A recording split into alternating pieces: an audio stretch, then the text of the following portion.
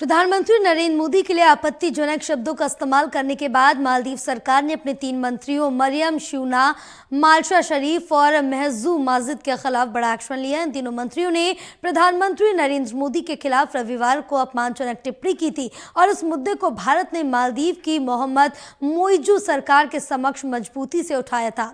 और आपको बता दें कि इस पूरे मामले में भारतीय उच्चायुक्त ने मंत्री की टिप्पणी पर कड़ी आपत्ति जताई तो मोइजू सरकार बैकफुट पर आ गई। लिहाजा मालदीव ने तीनों मंत्रियों के आपत्तिजनक बयान से खुद को दूर करते हुए उन्हें सस्पेंड कर दिया है। मालदीव सरकार की ओर से तुरंत लिए गए इस एक्शन के पीछे बड़ी वजह यह भी मानी जा रही है कि मोइजू इस मामले को तूल नहीं देना चाहती थी, क्योंकि इसका असर उसके इकोनॉमिक पर पड़ सकता है, जो कि बहुत हद तक पर्यटन पर आधारित है। मालदीव की अर्थव्यवस्था पर अपने टूरिज्म पर बहुत ज्यादा निर्भर है, जो कि विदेशी मुद्रा आय और सरकारी राजस्व का बड़ा सोर्स है। टूरिज्म सीधे तौर पर मालदीव की जीडीपी का लगभग चौथाई हिस्सा है और परोक्ष रूप से जीडीपी का बहुत बड़ा हिस्सा है। अगर रोजगार की बात करें तो मालदीव के लोगों के लिए पर्यटन ही सबसे बड़ा आधार है। रोजगार में टूरिज्म का योगदान 1/3 से अधिक है। अगर इससे जुड़े क्षेत्रों को शामिल करें तो कुल रोजगार पर्यटन का योगदान करीब 70% तक है। साथ ही साथ भारत से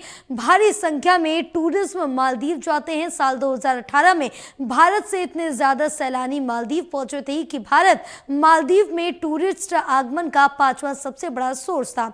और जानकार के मुताबिक 14,84,274 पर्यटकों में से लगभग 6.1% टूरिस्ट भारत से थे। हालांकि 2019 में भारत से मालदीव जाने वाले सैलानियों की संख्या 2018 की तुलना में बढ़कर दोगुनी हो गई थी। 2019 में 1,66,030 सैलानी मालदीव गए थे। लिहाजा मालदीव जाने वाले सैलानियों में भारत दूसरे नंबर पर था। साथ ही मार्च 2022 में भारत और मालदीव एक ऐसी व्यवस्था के लिए सहमत हुए जिससे दोनों देशों के बीच कनेक्टिविटी में और सुधार होगा। वहीं भारत सरकार 8,95,00,000 रुपए के भारतीय अनुदान के तहत माले में हुकुरू बिस्की की बहाली का भी समर्थन कर रही है। इसकी घोषणा प्रधानमंत्री ने जून 2019 में मजलिस को अपने संबोधन के दौरान की थी।